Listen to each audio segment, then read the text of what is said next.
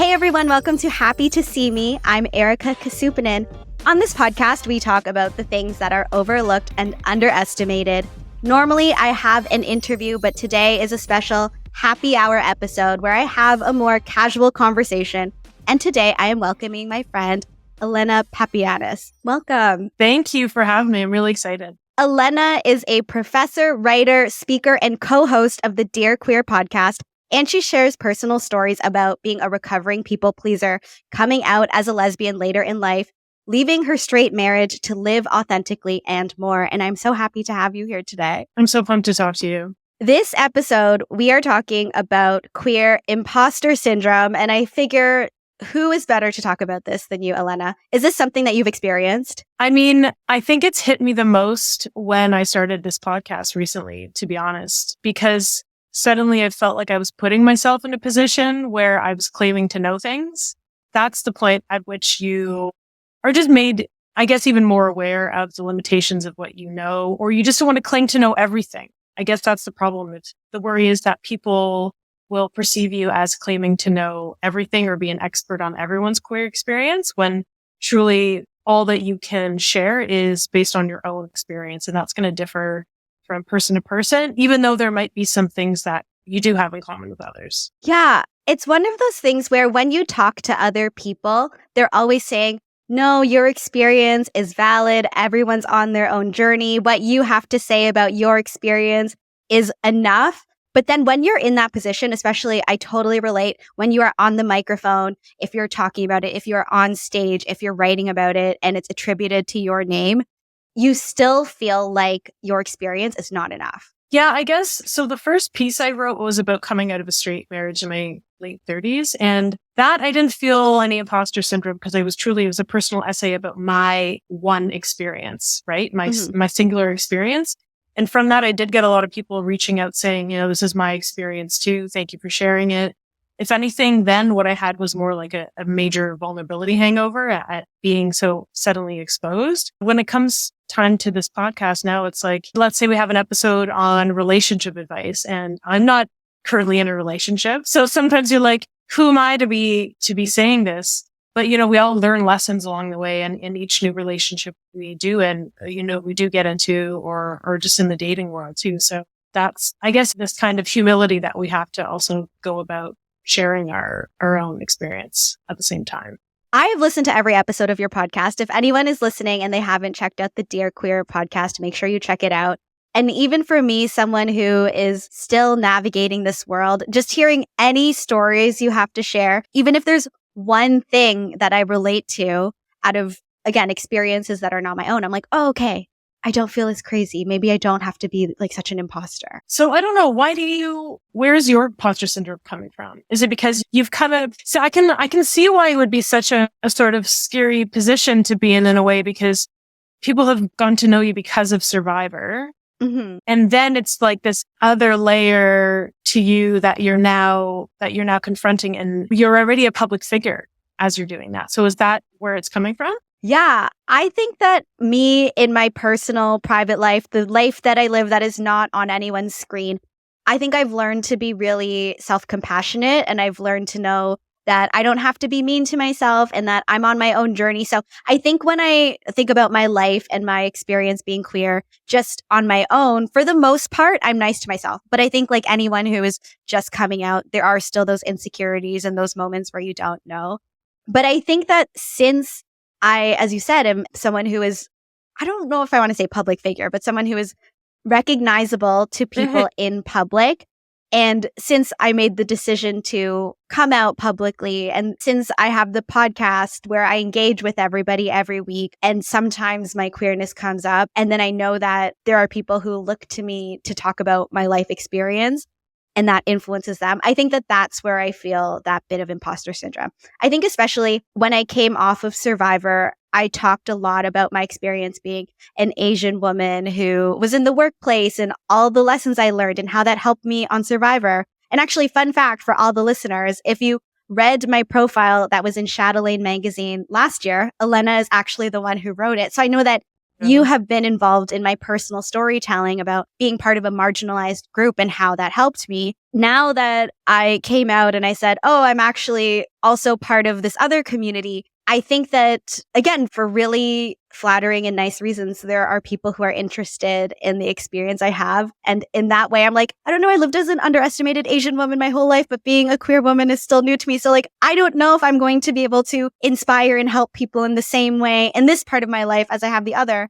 But then again, everybody always tells me whatever you have to say about your experience is fine. So hopefully it's fine. Yeah, and I guess something to keep in mind too is that although you're sort of early on in your journey in some sense, you're also not. Because any queer person shares those moments in the past, that kind of reflection we go through where we're like, okay, well, what were the signs along the way that I missed? Or what were the ways I did feel different, but I just couldn't put my finger on it? And so in a way, we all share those experiences, even though the current experience might be kind of fresh and new, whether it's like dating and things like that. But you've been queer the whole time. You just didn't know it. Right. Mm-hmm. And so there's that commonality that you can speak to, that it's like, looking back on things where maybe we could have known, or maybe we did have a crush now in retrospect. When I posted on social media about Lesbian Visibility Week, and I talked about that experience when you look back and all of a sudden, all of these memories you've had have clicked into place in a different way. Did you have that experience? And was it more of a relief, or was it painful, or a combination of the two? I mean, I guess when it first, the first moment it came to me was more sort of a broad shift. And the way I've described it before is like, when you're at the eye doctor and they put the different lenses on and they're like, is it this one or this one or this one? It was literally, it felt like just having that clear lens on my life suddenly put things into place in a different way. Like things suddenly became clear and made sense. And so absolutely, like looking back, I can see women I just thought I was really kind of interested in, but not interested in. Now I can see that it was more of an attraction than just like, I'm curious about them, or I think they're really cool or whatever. And I can see things too that, maybe what I can see is my resistance around things, around queerness. So let's say at university, there'd be women at the bar, like making out. It would always seem to me, I saw it as a performance for the men around them. And sometimes it was, but sometimes it probably wasn't too. But those were my own sort of limitations and lenses that I was putting on it at the moment. And I'd be curious about it, but I'd also be kind of like shaming it at the same time because of my own internalized homophobia, right? So absolutely, I can see times, or like being that overprotective friend of my girlfriends when we were out. If there were too many guys being, aggressive at the bar, I felt the need to kind of protect them.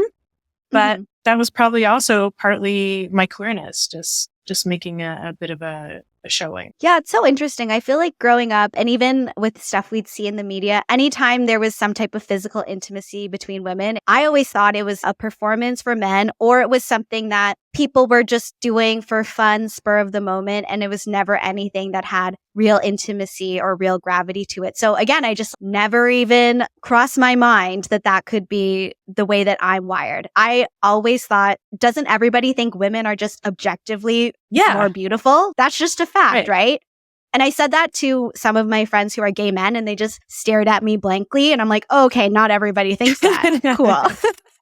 Yeah, I guess it's a thing we take for granted, and we're so socialized, like you said, to see this femininity as this kind of performance. There weren't a lot of representations that brought us into these like deep, meaningful representations of relationships between women. It was very much this kind of male gaze that we also grew up with, to be socialized to see other women that way as well. Yes. Learning about Comphet from Lesbian TikTok, shout out Lesbian TikTok, for me was like game changer, mind blown. And then I also am so grateful to everybody who would make content about it and talk about it, because I realized, okay, this is actually what was happening to me. And then I don't have to feel guilty that it's taken me longer. I don't even know if I want to say longer. I feel like 34 is very young, but I don't have to feel guilty that this is the journey that I went on. And I was actually talking to a few friends who came out in their 20s and in their 30s. And we were talking about those moments where things started to fall into place. And I was like, you know what? I don't think I would have been ready even a minute earlier than when I came to the realization. I think that it was the perfect time for me. Yeah, Comphet is such a powerful thing. And we're socialized from the very start. And you can see it in the way, many parents even talk to their kids still today. If it's a little boy, they're like, oh, do you have any little girlfriends? Or if it's a woman coming home from university for the first time, oh, any boyfriends? It's such a powerful thing. Yeah, I totally agree with that. You can't feel bad for it taking quote unquote longer. That's also a phrase I sort of struggle with as well, because you really truly can't know until you know. Like, every part of your being has to be ready. Even if the knowing is somewhere inside you, you just might not be ready to see it and look at it until you are, which might be later. Yeah. And there's no shame with whenever that happens, whether you are 30 or you are 50. On social media, I polled people to ask if they have experienced queer imposter syndrome. So I want to share some of the results. For people who said, yes, I feel queer imposter syndrome all of the time, that's 56% of people. For folks who said, yes, sometimes, or it's starting to subside, that's 32% of people. And then the people who do not experience queer imposter syndrome, it's only 12%.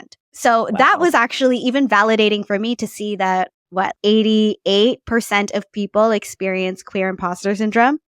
Are there moments when you feel queer imposter syndrome more? I have to say it's probably mostly related to the podcast, where I feel like I'm putting myself in a position to claim that I know some things, right? We try and make it very obvious that we're not experts, and we do bring in experts when it comes to topics that we do need some help in. So I think that's just also really important to acknowledge that we know what we know, and oftentimes we need help to fill in the gaps. How about you? I would say, in terms of me professionally, as in the Erika that you see on screen, I'm now starting to have conversations about corporate pride type things. And I'm so flattered that people are interested in having me to represent the queer community for those initiatives. But then in those moments, I'm like, what do you mean that I'm the person you want to spotlight? I'm new here. What do you mean I get to represent so many people and their experiences? Again, everybody I talk to, they always remind me I only need to talk about my own experience, but I do feel a lot of that responsibility. I think that in terms of my own podcast, I feel a bit more comfortable because I'm like, okay, I know I'm only going to talk about what I can talk about to the capacity that I have. And I try to be upfront about what I'm willing to talk about and what I'm not willing to talk about. I've had many, many moments over the last few months when I've been invited to be in lesbian publications or queer podcasts or other queer publications where people want to interview me about my story.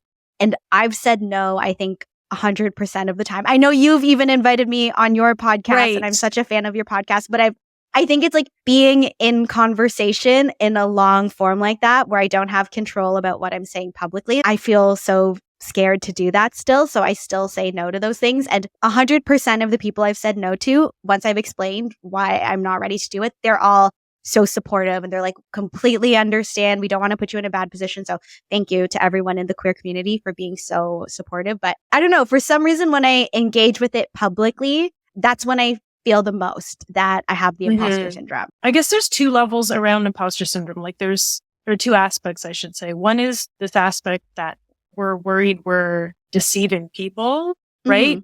And then the other aspect is just that we're not an expert. And apparently, I was looking up some stuff. Apparently, it is more common for members of minority groups to feel imposter syndrome. Because if you think about it, and you spoke to this in your Chatelaine article too, this like hyper awareness of the way you're perceived in the world.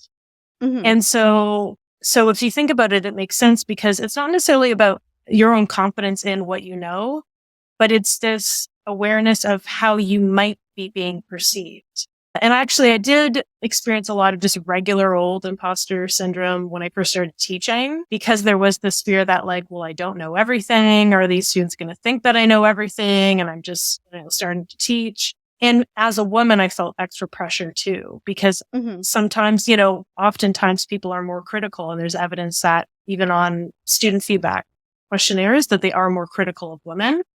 And so I think there's just this awareness of how you might be perceived. And that adds to this kind of threat of imposter syndrome also like peeking its head in.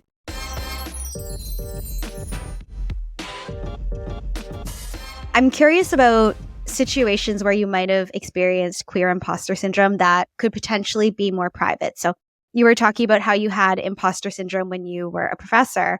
So after you came out and then continued your work being a professor, did you feel like being new to queerness or any queer imposter syndrome seeped into the way that you presented in that world? I guess I found a lot of value in bringing that part into my teaching, actually, because I think students appreciate the vulnerability of oftentimes, especially if I'm teaching something about gender or sexuality, I will put a link into my article about coming out of a straight marriage, and I'll talk about my own journey. I'll talk about Comphet or, heteronormativity. And that's the perfect opportunity for me to bring that in. And sometimes I think it's especially powerful because students have, by that point, usually gotten to know me over at least a couple of weeks. They know I have a daughter, and some of them might have a very straight assumption about me. And so bringing that up feels like a really powerful move sometimes in that respect, because it might sort of shake some people's ground, into seeing that this is a possibility and like so maybe something that never occurred to them. And then on the other hand, I'll have often students at some point during the semester come up to me who are queer and thank me for coming out and like just be really appreciative of seeing, a queer professor in their class. So it is kind of a vulnerable thing to do, but I feel like it benefits everyone to kind of be upfront about it. So it's less about feeling imposter syndrome there and maybe more about trying to kind of use it as maybe not necessarily a teaching moment, but kind of like a bonding moment in a way where they see that, oh, she's just another human too. Oh, okay. I like that. I wonder, do you think that it's easier to introduce your queerness into existing parts of your life? So within your existing work or with your existing relationships? Or is it easier to be a new queer person and enter queer spaces and queer friendships and queer relationships for the first time? Oh, I mean, they're both scary in their own way because introducing queerness into parts of your life where they might not know about it or it might be new to them, that's scary in a different way. And there are some times that I won't share it if it feels like potentially not a safe space for that. I think that's one thing we get quite good at too, is reading the room in that sense of like, how safe is it? Are there any signs of safety or not? And then entering a queer space when you're newly queer.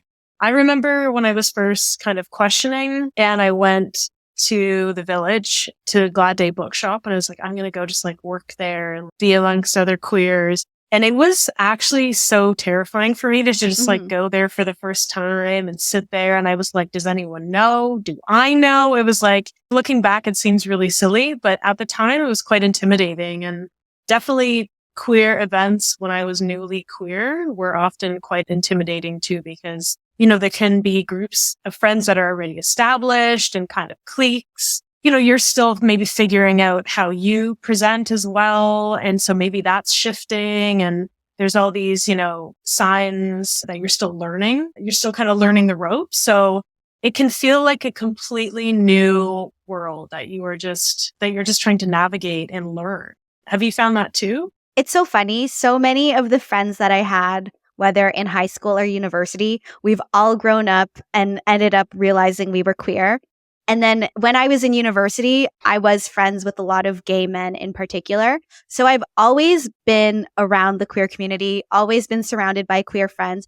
So I was always in queer spaces, even when I identified as straight. And I would just be there and be like, I'm an ally. People would come up and talk to me and ask me if I was gay. And I'm like, oh, unfortunately, I'm just a humble ally. So I developed a large sense of comfort being there simply as an ally and as almost like a visitor, and always having respect for the space I was in and for the people I was with. So I'd been going out in the Village in Toronto for years. And I was always like, yeah, it's fine. I'm just here and straight and here just to be part of the community. Re-entering the queer spaces now that I'm a lesbian is so different because I don't know what it is, even though it's probably similar to your experience at Glad Day where it's so silly now that you look back at it. But I remember I'd re-enter and I'm like, oh, now I feel like I'm actually here and I actually need to know what I'm doing. And I'm like, now do I go around to all the people who before asked me if I was gay and I said I was an ally? Do I have to like re-identify myself to them? I don't know. Even though it really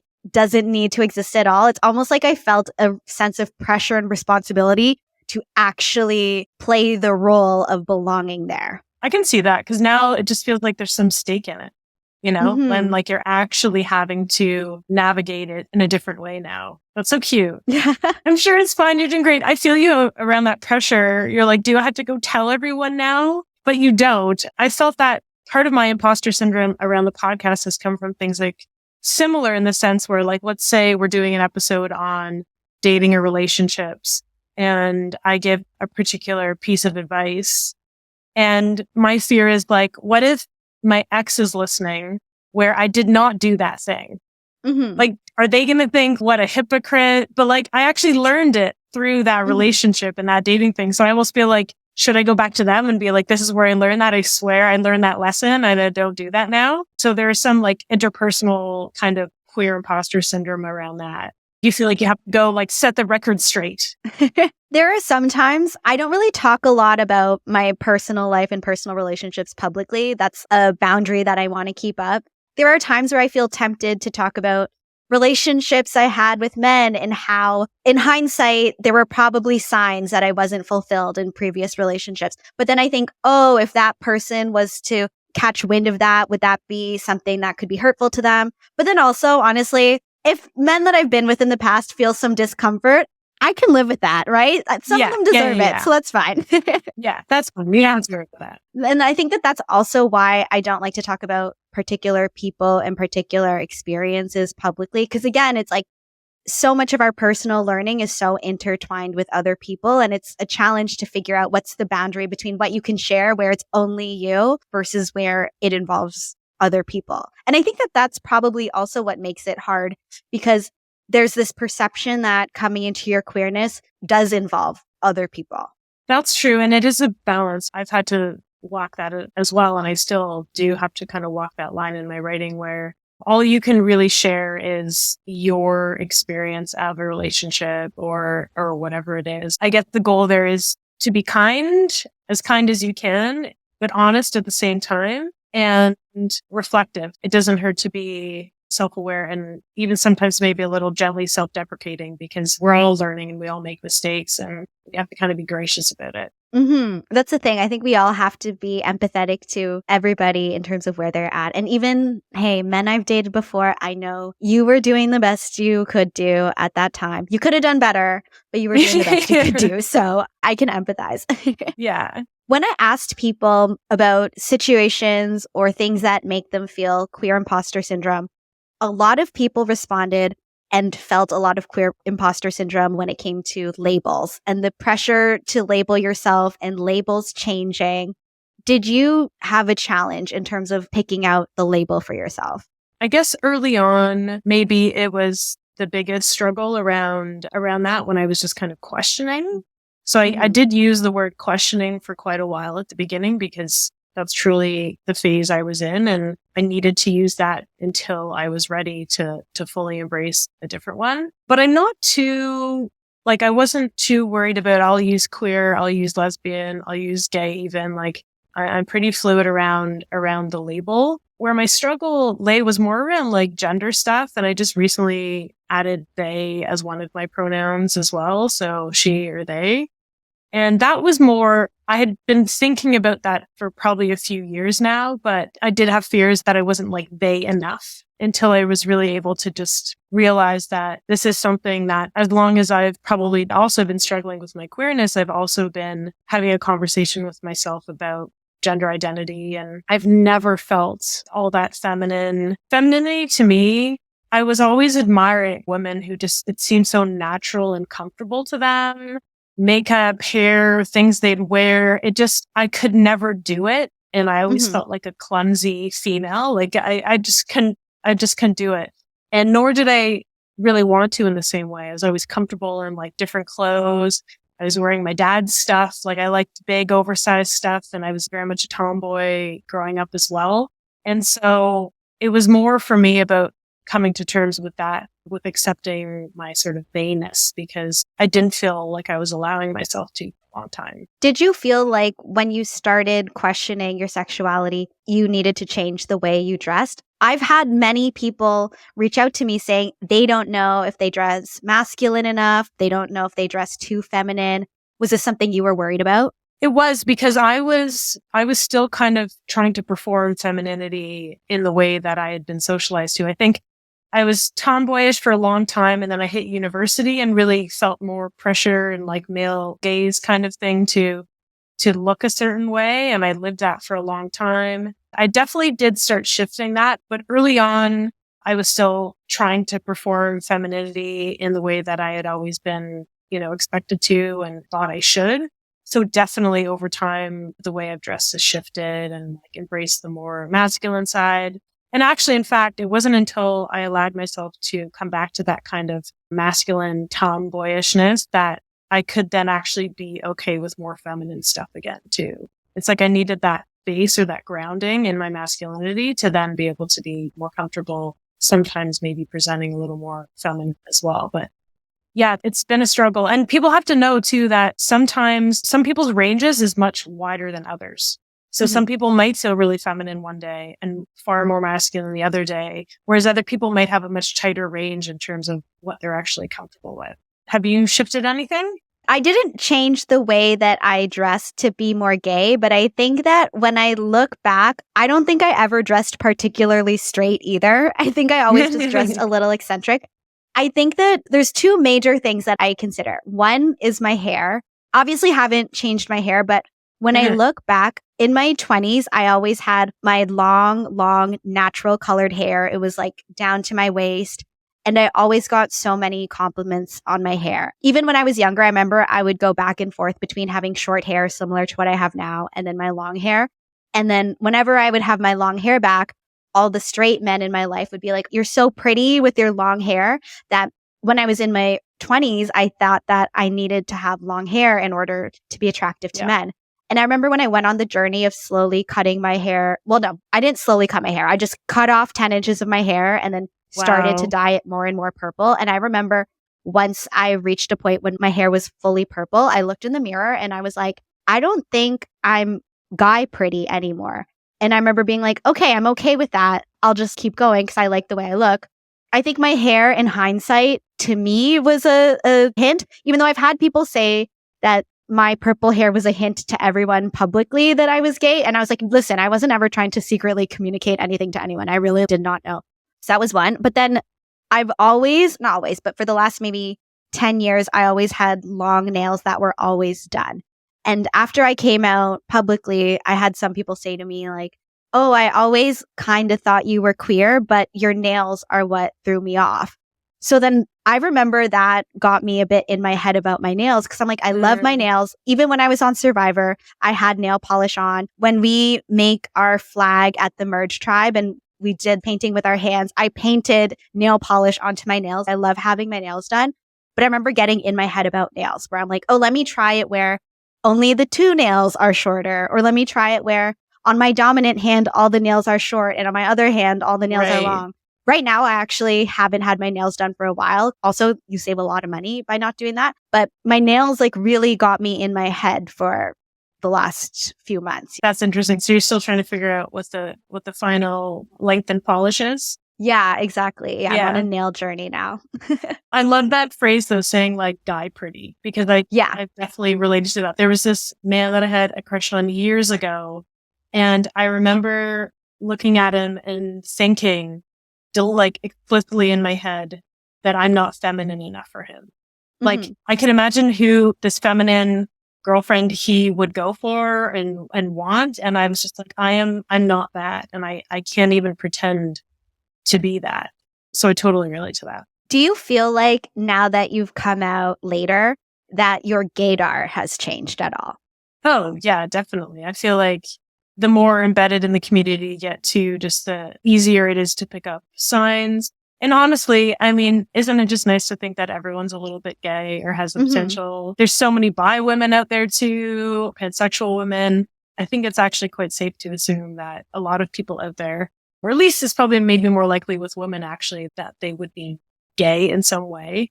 I even see it in when I'm looking at, like, I have a 9-year-old daughter and I'll see kids on the playground and like little tomboy girls. And I'm just like, there's more little gays out there and I can't wait for them to grow up and hopefully grow into their queerness. Has that been a struggle for you? I don't know. Even before I came out, I think that since I was around so many queer people and I had so many queer friends, I think I just didn't care in the most non-judgmental way. I was like, I don't care who's gay. I don't care who's straight, just whatever. Everyone can just be whatever they want. What's interesting is I think that now I almost operate on the assumption that everybody is a little gay. And maybe it's just the type of people I surround myself with. But now, instead of having gaydar, it's almost like I have straightdar, where I'm just like, oh, that person is straight. I'm like, that is a straight person. Totally. That's so funny. Yeah, it's totally flipped the switch. I love that. Sometimes when I'm around very straight people, I'm just like, oh my gosh, I haven't been in this situation in a long time. And then I feel like I can reach back into the vault. I'm like, okay, let me like pull out what I need to do to navigate straight spaces. I remember how to do this. I'm good. That's so funny.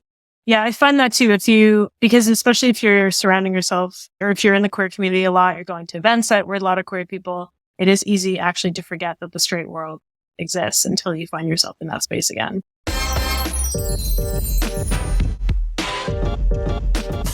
Speaking of the worlds that we surround ourselves with, there was somebody who had a question. So I'm curious if you have some advice to share. Someone asked about how they feel comfortable being queer in online spaces, but not being comfortable being queer in real life and around childhood friends. Do you have advice on how someone can navigate this? I mean, that's the beauty of online communities. And we know that there's also an ugly side of online communities, but the beauty of online communities is that you can express yourself and you can find other people who are going through the same things. Hopefully they can make more of those online spaces translate to real life, like in real life community and events and friends. So if they can do that, that's a great idea. In terms of childhood friends, that's an interesting one. I mean, I feel like a lot of queer people might experience this, especially when they're first coming out, is that they're going to tend towards their queer friends more. Just because, I mean, it's part of that like affirming process that you need to do to feel like you're part of something, to feel like your identity is validated, to feel like you're with people who understand you and that you don't have to explain things to. So I'd say like, don't feel guilty if you are leaning more into your queer friends and less into those people who maybe don't understand you as much or you feel just more awkward around. I think that's a very natural thing to do. Real life in general, I mean, it always helps to have a little crew of your own, even if it's just one friend that is going through the same thing. Like I had some friends early on that the biggest thing we had in common was that we were early on in our journey. And so then we would go to events together or we would talk about our dating life and, you know, kind of try and navigate that together. So all it takes is a few people who you are aligned with to make it a lot smoother and will make it a lot easier for you to then venture out into those real life spaces and try and navigate them. And don't put pressure on yourself to like, you know, meet a ton of people at every event you go to or ask people out on dates or anything. It's going to take a while to just feel comfortable in that space and just like look at the small wins. Like you went, you did it. Maybe you talked to one person. Maybe you felt a little more comfortable this time than you did last time, or maybe you found an event that felt more aligned with the things you want to do. Just, you know, note those little small wins along the way, I'd say. You know what? You brought up a point that I think that I wasn't really prepared for how much existing relationships would shift around after coming out and how you do find yourself being more drawn to being around your queer friends because you need that validation. And what I didn't realize is around my friends who are straight, even though everybody was so supportive of me when I came out, I just felt so drawn to be around people who had that shared experience with me and who, as you said, I didn't have to explain anything. If anything I was saying that probably in the past would have been scary for me to say out loud, in these spaces, it was like, yep, totally understand. I went through that. Here's how I got through that. It has created moments where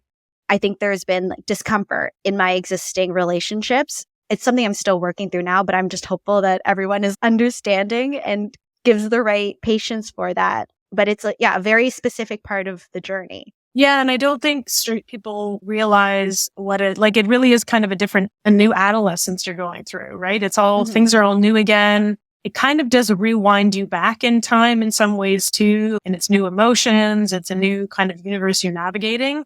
Straight people don't have that in the same way. Maybe there's different ways that they do, but not, I don't know. I can't think of a parallel example truly at the moment where things are new again. You're having these emotions that you didn't have before. It's like destabilizing in a way that they might not understand. And I guess one specific way that I struggled too was I would just find that I worried that my, I don't know, dating dramas or whatever I was going through, I worried that it would feel kind of trivial to them. Yeah. You know, Yeah. like especially if they're established or they have a partner, they have kids and their lives are very much the same most of the time. It felt like I was on a different level of existence, kind of like a little kid, like a teenager again, being like, oh guys, what about my story, you know? And so that I could share more with my queer friends rather than my sort of straight or like older friends, because it just felt like I worried that it would just be trivial and not as important to them. Meanwhile, it was something really important I was going through. Yeah. Another thing I learned is there are so many different dynamics when it comes to queer relationships. So then there would be times when I'd be confiding in my straight friends. And again, they would be showing up the best way they could to support me and give advice. But then I'd realize, oh, you're giving me advice that is kind of based on hetero tropes of relationships, but they just don't apply here because all of the dynamics are so different. And it's, again, not me trying to paint my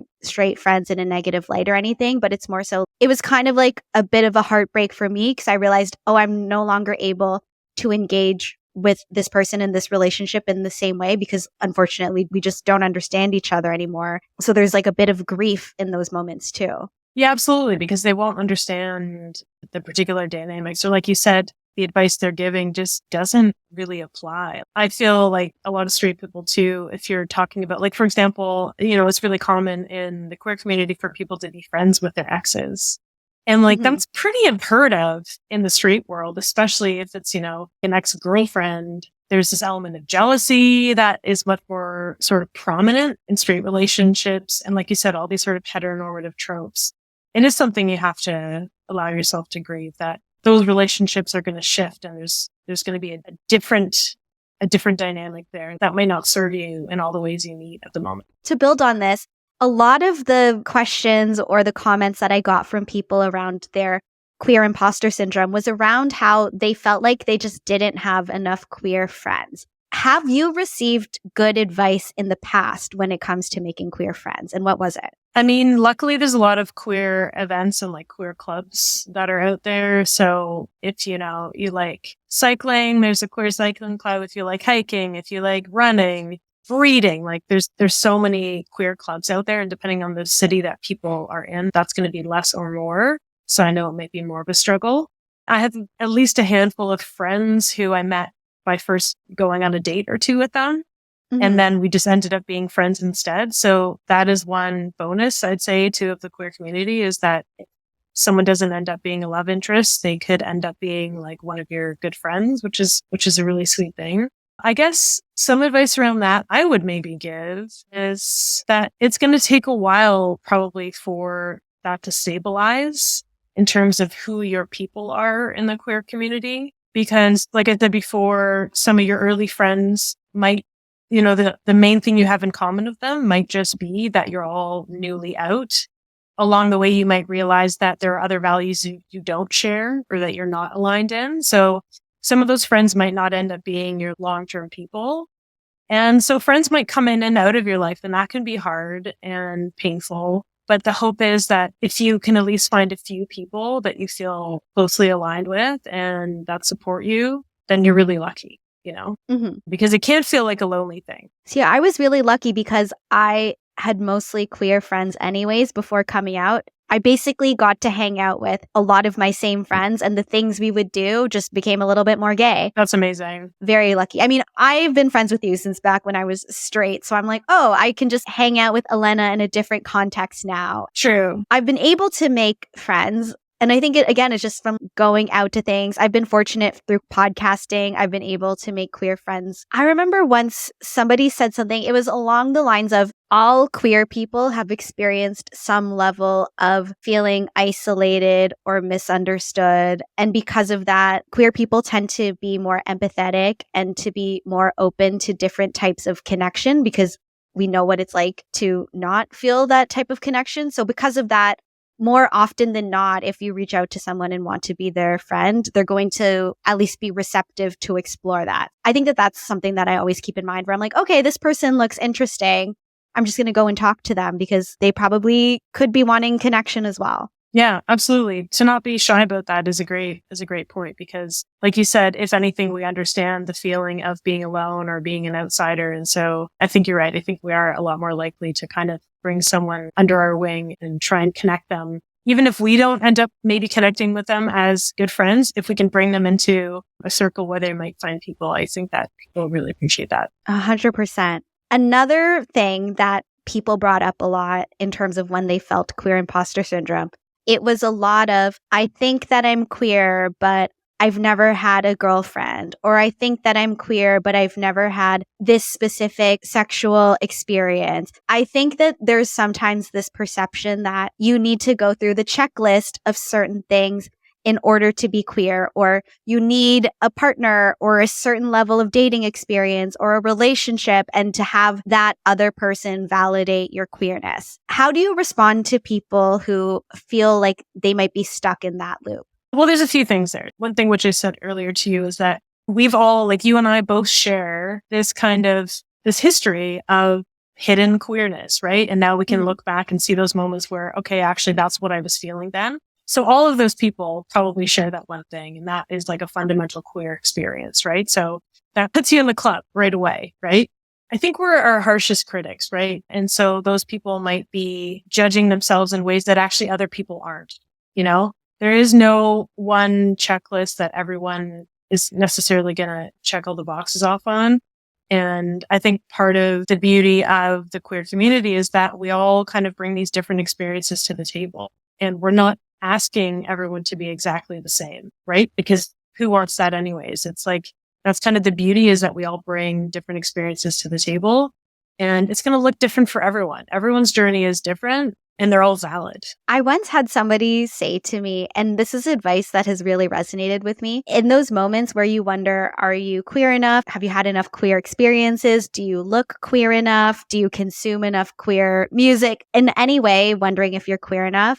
Someone said to me, if you take a queer person and you put them in a cabin in the middle of the woods where they don't talk to anybody else, they're only going to be wearing burlap or whatever is there, are they still a queer person? So if you take away all the external stuff, if they know who they're attracted to, are they still a queer person? And I'm like, yeah. And then I realized, I'm like, okay, the external stuff is great. And of course, that's part of life and it enriches our life. But all of that doesn't define you. It's just knowing who you are. That's a great point. I think you're absolutely right. It's all about your identity and authenticity. All the stuff on the outside is just superficial. Do you have any outstanding advice for anyone who is experiencing queer imposter syndrome? If they can think about the journey they're on in a broader scale, I think it's always helpful to look back. Like we said, looking back to the first time we went to a queer space or I went to a queer space and I was, all uncomfortable. And the first time I might have gone to an event and not know how to dress. And just if you look at like the path that you're on, if you can reflect on those moments and see how far you've come. Also, don't forget to kind of give yourself little pats on the back along the way for how far you've come in living authentically, and really what a powerful, important thing that is for you to do. And how it does get easier in the sense of the more you are yourself, the easier it is to be yourself. just to have compassion for yourself and grace for yourself for those little moments when you might feel insecure. Just know that everybody feels that way, and that what's important is that you are authentic to yourself. Yes, I love that. Essentially, we're undergoing a major identity shift. So, of course, you're going to have these moments of discomfort, and it's totally normal. And honestly, everybody feels it. And I think you brought up this point earlier, but it's also queer is not a monolith. There is not a right way to be queer. There are not certain things you need to check off in order for you to be able to enter the community. Every experience and every expression of someone's queerness is valid. And whatever you are bringing to the table at this exact moment is queer enough. But I still feel imposter syndrome for saying that. That's so funny. Oh, yeah, but absolutely. And and it can shift even. Let's say you just started dating women and then you do find a man attractive again and you date a man. That doesn't make you less queer, right? So also those kinds of shifts or shifts in gender in terms of presenting more feminine or masculine, it is a fluid thing as well, right? So that's part of the beauty of it, is how huge of a spectrum it is. So like you said, every experience is valid. Yes. I think that's the perfect way to end off. Alena, can you tell people about the Dear Queer podcast? Yeah, absolutely. So we just started it a few months ago, and it's for people can write in questions and comments if they have it. But basically, it's just a venue for us to have conversations about things that we love to talk about that are important to us, whether it be friendships or love and dating or people pleasing. In some cases, they're queer experiences specifically, but in other cases, they're just common experiences that we have as human beings, just trying to get through life, And I love it. I've listened to all the episodes. There have been so many little tidbits. I'm like, I feel less crazy and I feel less alone. So thank you so much for doing that pod. If people want to keep up with you and your writing and your speaking and the other work you do, where can they do that? If people want to find my writing, they can go to my website, alenapapayanis.com. They can find me on Instagram at ampapaya, basically. So AMPAPAYA. They can find our podcast on Instagram as well at dear.queer.podcast. Alena, thank you so much for having this vulnerable conversation with me today. I couldn't have thought of anybody else I would have wanted to have this conversation with. Thank you so much for having me. And if anybody is listening and they know someone who would love to hear more about queer imposter syndrome, please share this episode with them. And if you haven't already, please subscribe, rate, and review this podcast wherever you get your podcasts. So thank you for listening today, and I will be happy to see you all next Monday.